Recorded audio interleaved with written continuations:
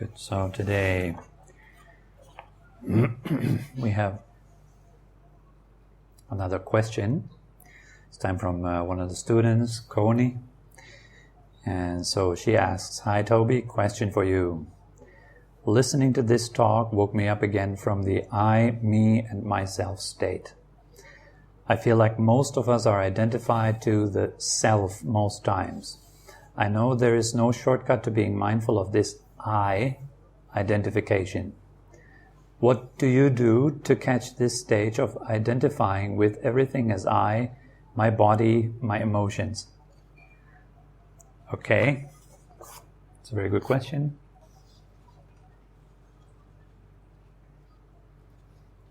So first of all, I don't worry too much about trying to understand the point that Buddha made when he was teaching anatta, when he was teaching not self. So the Buddha's teaching is pretty much culminating in the realization that neither the body nor the mind are me or mine. They're not owned by an independently existing self, which would be some sort of core that we envision to be to ourselves. There's some sort of idea that here is a me that has a body and it has a mind. Yeah. So this sort of independently existing self, this is what the Buddha refuted through direct insight, for direct understanding. This is how the teachings culminate, actually.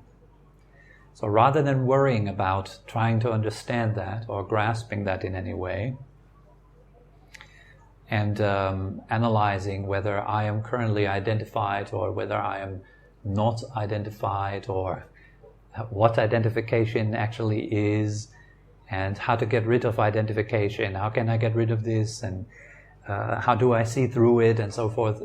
Rather than trying to figure it all out, I would simply make it a priority to wake up to this moment right now as it is.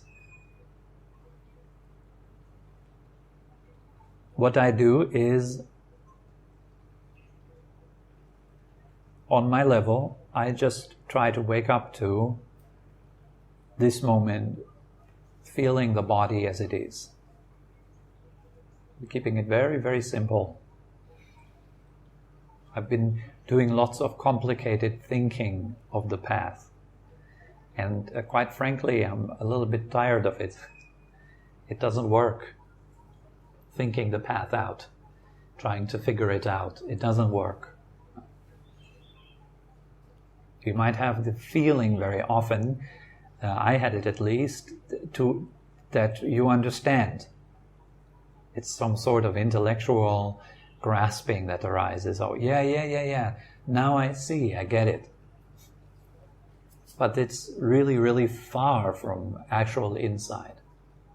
Because the base of actual insight in meditation practice, in real spiritual practice, when we go deeper, exclusively comes from a quiet mind that is able to observe consistently for a long time. It doesn't come from figuring anything out. So we know the way things are in this moment.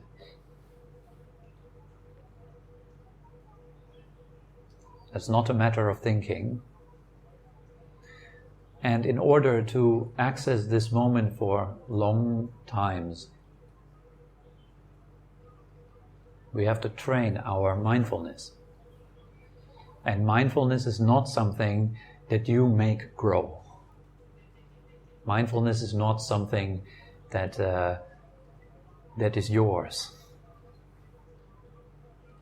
Similar to a fire, if you think of a fire, then you don't extinguish the flames. But you can take away the causes of the fire, right? So you can, for example, take away oxygen, and as a result, the flames will stop. But you are not the one that kind of turns off the flame directly. You just take away the cause of the fire, like reducing temperature, taking away oxygen and so forth. Then the fire will naturally come to an end. Similarly, Everything in the mental world, everything in the physical world is there due to its cause. It has a specific cause. Now, if the cause goes away, then the result goes away. It's pretty straightforward, right? No big magic. If there is no cause, how can there be a result? If you don't put a seed into the ground, then how can there be a sprout? Even if there's a lot of water and a lot of sunshine, and even if the ground is extremely fertile, it doesn't really matter. If there is no seed, there's no sprout. Similarly, you don't get angry if there is no seed, even if the circumstances are highly annoying for other people. It's a fertile ground. You have the sunshine, you have a lot of wind, you have all the natural conditions for anger to arise in many people who have the seed. But in those who have no seed, anger doesn't arise. You can do whatever you want, anger doesn't arise. You see? It's cause and effect. We take away the cause, the effect dies. That's the way to, you can say, organizing or arranging the conditions of our life, internal or external. So the cause of mindfulness is remembrance. It's also one of the definitions of mindfulness given is the ability to have remembrance, to remember something, to recollect, recollection, remembrance, to recollect the body, to recollect the mind, to know that it's there. And for that we have to train, and for that we need intention to train. If you have intention, then action is followed. Intention nourishes action. Action nourishes results. So need to practice until our mindfulness becomes a sort of an automatic occurrence. It arises all by itself. You don't have to think about it. It's just there. You step out of your car, you know your body. Like that. You come into your house, you open the door, suddenly you know your body. That is good. You want that more. That is waking up to yourself, waking up to your body and mind, waking up to life.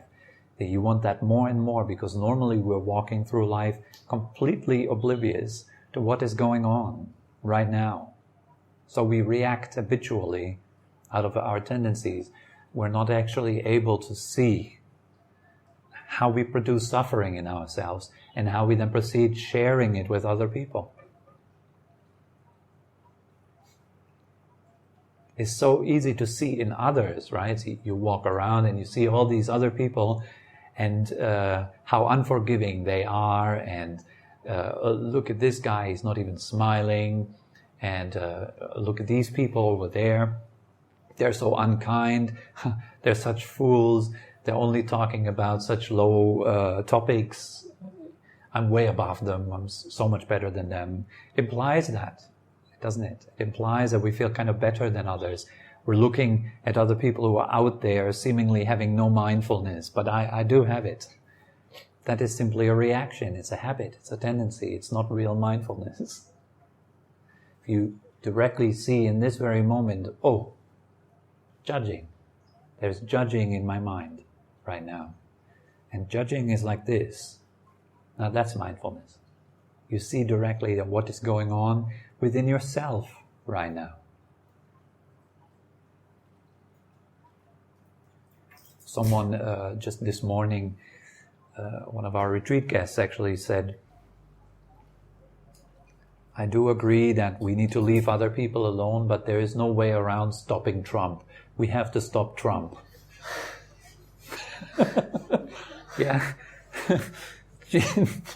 She said that, yeah. And so that's the way we go about in this world, every one of us. We're busy stopping other people. And Trump is doing the same. He's doing it with a lot of power, trying to stop others. But nobody in this world sees themselves honestly. And that's the big problem. That's the real problem. We see problems in others. That's the problem.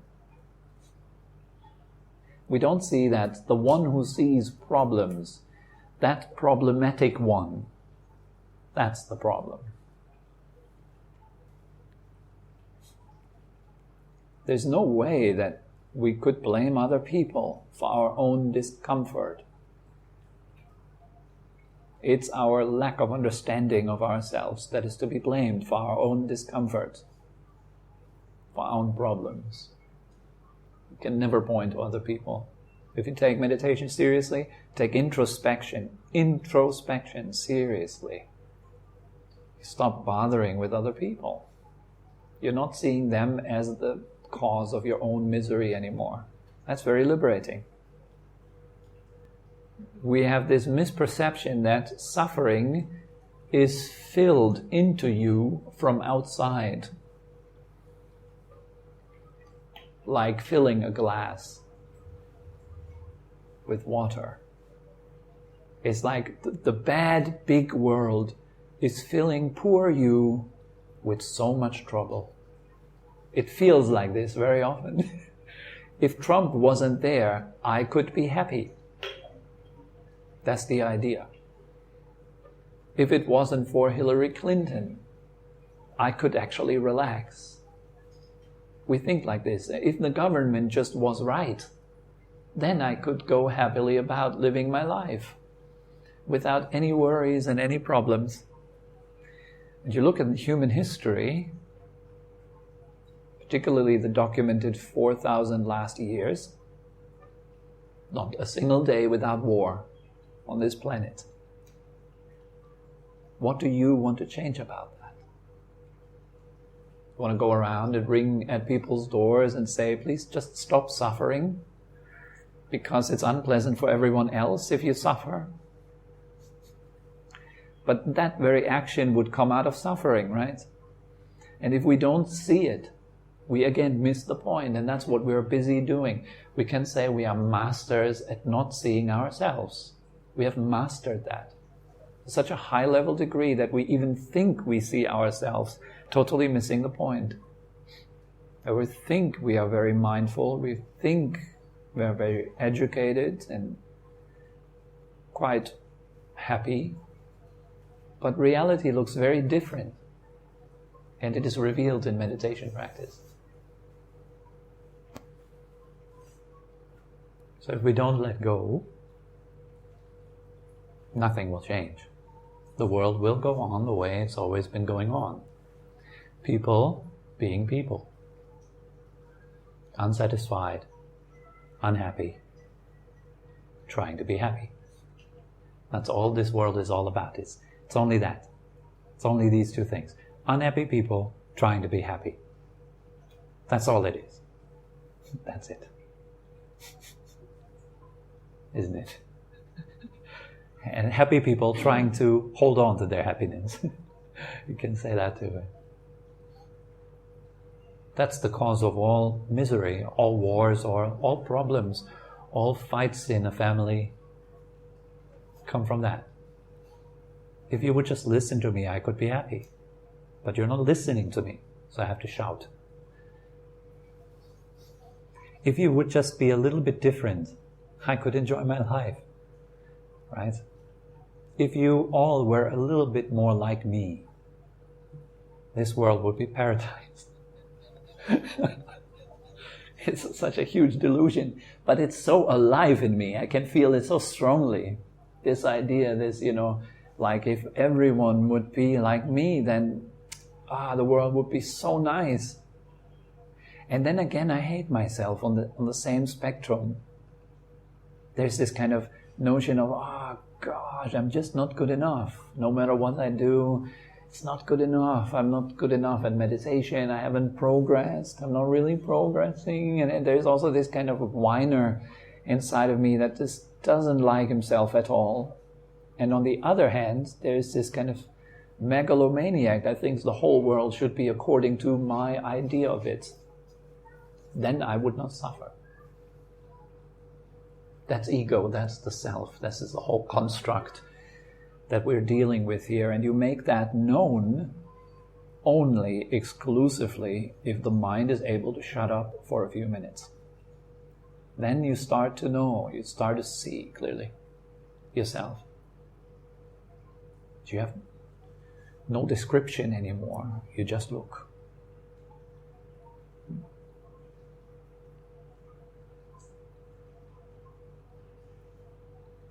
And it is this level of honesty that is required. We cultivated training to become aware of the body frequently, a lot. You got to really want this. If you want it half-heartedly, it doesn't really work out. It'll kind of be an entertaining thing for a little while, probably, but it will not really lead to the end result. It will not free you from suffering. So we got to really want this wholeheartedly. It's not just a toy. Meditation is not just some toy that you add on to a self. And then you think, all right, now I have this new kind of fascinating toy, breathing in, breathing out, focusing, trying to relax. Yeah, it feels good, I like it. And I guarantee you after a year or so, you will be not practicing anymore, or you've been jumping teachers, changing them like your underwear. Jumping retreats, going from here to there, reading many books, watching many videos, having achieved nothing. Having studied the way up the mountain, having seen that, there are many ways up the mountains, but not having done really a single step. That is regretful in the end. Particularly for those who consider themselves a spiritual person, that are on a spiritual path, really practicing their spiritual art, it is regretful. If it turns out that you've been lying to yourself your entire life long, feeling like, yes, I did understand. I understand, yes. It all makes sense. But you stay asleep. It's very important. I need to remind myself continuously, come to this moment truthfully and look, how is it like? So I hear someone screaming outside, I get annoyed. There's annoyance, all right? So that would be honesty. And my spiritual ego says, you should not, that's not annoyance. It's impermanent, it doesn't last. And you just let go of it. And you're kind of in your happy little bubble, ignoring the fact that there is annoyance. You want to see it clearly. Yes, annoyance. Look, go outside. Stand in front of the person that screams if it annoys you. Feel it. Discover what it means to be annoyed. How does it work? But look at it totally through silence. Allowing it, giving it space. Yes, I'm a human being. Annoyance is part of being a human being. Is there anyone in this room who has never been annoyed? Nobody? Are you sure?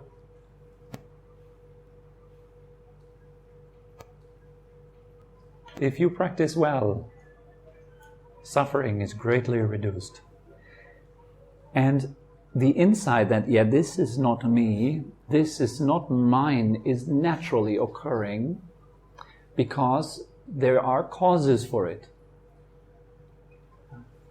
So, what are the causes for clearly seeing, this is not me, this is not mine? The highest type of insight. The cause for that is to first of all establish mindfulness. So far that's clear, right?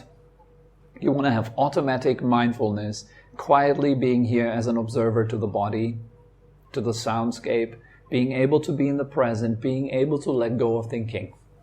So far it's clear, right? So that is the first thing we want to train and cultivate. If you look at your mind and you find there are thoughts, there's work to be done. Until most of the daytime you're able to stay quietly here. When you walk, you just walk. There's just the sensations of walking. When you sit, it's just the sensations of sitting, nothing else. Train yourself like this, continuously. Of course, that comes from your interest. This training it springs forth, the cause of really training like this deeply, it comes from being very interested, from having passion, from feeling like, yes, I want to be really, really peaceful and happy. Happiness do have specific causes. I want to be happy. Is there anyone in this room doesn't want to be happy? Is anyone looking for suffering? A little bit more suffering, maybe? I could give you that. It's very easy. I just start offending you and then you all leave and it's a great problem.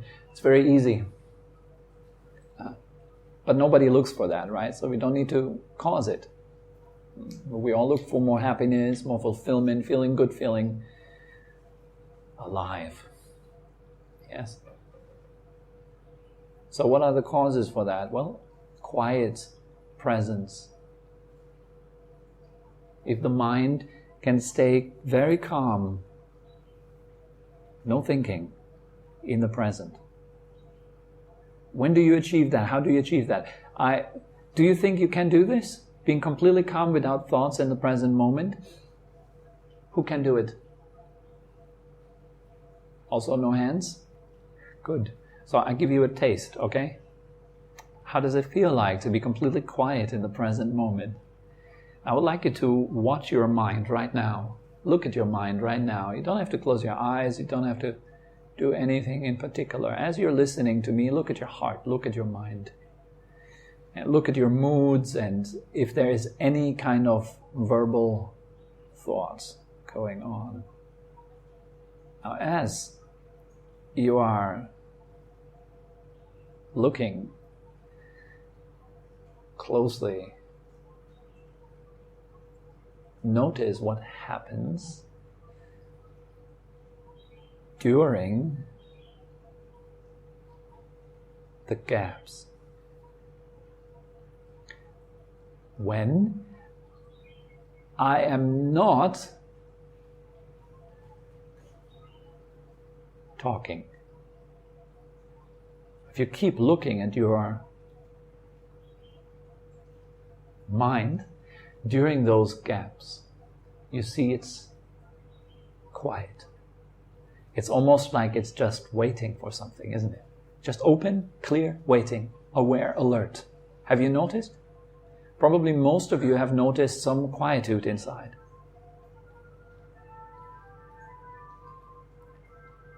Now listen to the ice cream truck fading away. And at the same time, see if you're thinking about something. Ice cream truck is gone. Listen to the fountain. Really listen to it. Take in all the details. And at the same time, look. Is the mind talking?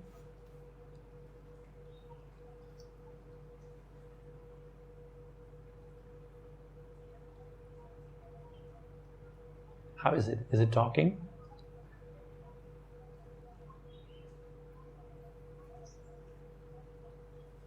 You can practice this if you listen to what I say now. From now on, listen to my words, but at the same time, look at your own mind. As you are listening to me, are you making up stories? Of, oh, I'm such a failure, I just can't make it anymore. Why can't I meditate and be more present? I should meditate more. Should make it a practice, maybe 1 hour in the evening, maybe 1 hour is too much, 10 minutes maybe in the evening. And then, are you talking like this as I'm talking, or is it rather quiet in your mind as you're listening to these thoughts? What happens if you're listening to music? What if you're making music? How about when you dance? It's pretty quiet in there. That's why we enjoy it. Now, if your entire life is like this, there's more joy. Why? More energy. Your energy doesn't get lost in BS. It's well centered. It doesn't pour out into the world. Oh, me and my problems, me and my stories and all. This is how you lose energy. This is how you make yourself tired. And if you take it to an extreme, this is how you get burnout, depression, anxieties, worries, feeling really uncomfortable within yourself. Because a lot of thinking, no energy. No energy left.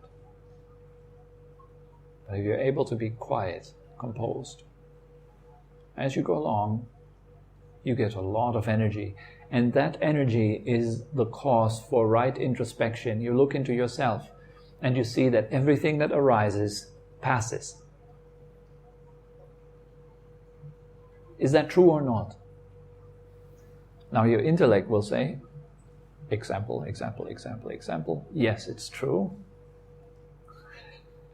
Look at it right in this moment. The itch, arising, passing. Tension in shoulders, arising, passing. Smile, arising, passing. Notice that. Whatever is happening, it's very momentary. That facial expression arising, and it already changed. Your physical posture arising, passing. Arising, passing. Your feelings inside, the emotional state, second by second by second, arising and passing. But in order to really see that long enough so it has an impact on you, you need to look at it quietly for sustained periods of time. Then it has an impact. It changes you. In what way does it change you? It makes you more relaxed. It makes you bother less. That's the reason why we are not relaxed, because we are bothering with stuff that doesn't last. We're getting upset about things that don't last. Like Coney's question, for example. She's asking herself, maybe in her meditation session or afterwards, or when she just read a book or watched a clip on YouTube on meditation, and she asks herself, how about this thing, this not self thing? Am I getting it right? How does Tobi do it? And as that question, as that question arises, it fades also. Word by word, arising and passing. That you want to see that very clearly. Again, with the good base of quiet mindfulness, present moment awareness. Now that in turn nourishes the right seeing that whatever arises or passes is not worthwhile holding on to.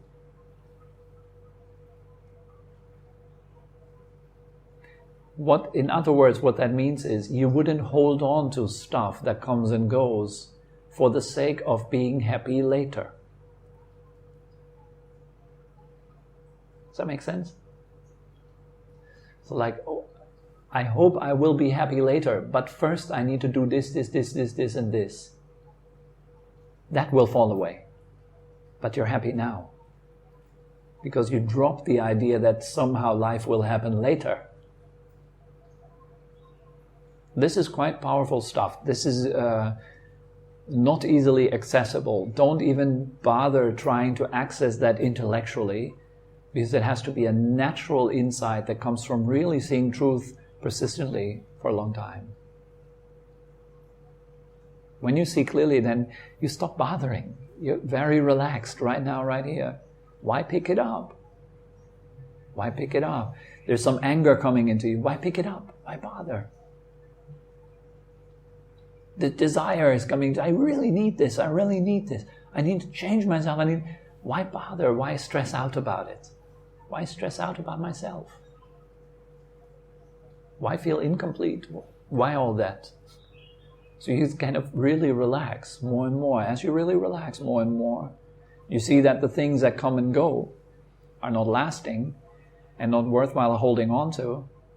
Then finally it will culminate in the insight that none of what arises and passes is really me or mine. It is just conditions. But again, this is not an insight. I specifically mentioned that for Coney right now. This is not an insight that arises because you somehow get the trick to make it arise. It arises due to its cause, which is mindfulness. Using that mindfulness, the stabilized mindfulness, to look into impermanence, suffering, and then understanding not self. And then all suffering is finished for you. There's no more suffering, no more stress, no more tension. You're not tensing up as a response to the world anymore. You could say that is a Buddha's perspective. No tension concerning the world. The Buddha has no, to use modern slang, the Buddha has no beef with the world. He's not at odds with the world. There's no conflict with the world. That's why he's totally relaxed. He doesn't look around and finds fault. That needs to be changed, and I need to change that, and then I need to change myself, and then I need to change, and I need to get there, and I need to do this, and then I need to become someone else, and then I'm not good enough yet. And there's no more of that. There's just pure presence, pure wakefulness. There's no more dreaming going on. That's the goal, right? We come to a point where we have woken up. From our perspective, we look at someone asleep. We feel, yeah, that person is dreaming. That person is fabricating their world inside. They don't even know that they're dreaming right now. Right? We look at them, it's like, oh, they're unawake. A Buddha looks at us like that. We're dreaming up our own stories. Oh, poor me. I wish it was all different. Why is Trump standing there? Why not someone else? What happened to our country? Why is it like this? Well, why am I like that? We're dreaming. Unnecessary noise in the head. Unable to see through it. Through our dreaming, we then look at other people. Well, that guy is good, that's my friend. That guy is bad, it's my enemy.